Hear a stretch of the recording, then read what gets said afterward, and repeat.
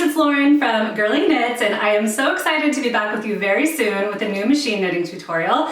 I'm just going to give you a little preview here. In this tutorial, I'm going to be showing you how to make this cardigan, which can be a dress like I'm wearing, or it can be a cropped cardigan like this that I'm going to demonstrate in the tutorial, or any length in between. And the yarn that I'm going to be featuring in this tutorial is Hobby's Portobello, which is this gorgeous yarn that's a blend of 60% cotton, 28% acrylic, and 12% wool that gives it this really unique chain construction that has this little halo by the wool, and also the cotton gives it this really gorgeous variegated color. As you can see, I'm using color number 53 here, which is the pink color that goes from these gorgeous ivories to pale pinks. And then I also used color number 96, which is a gorgeous teal that goes between blues and greens and everything in between with a little bit of white as well. I can't wait to share this tutorial with you, so stay tuned and it will be live in a few weeks.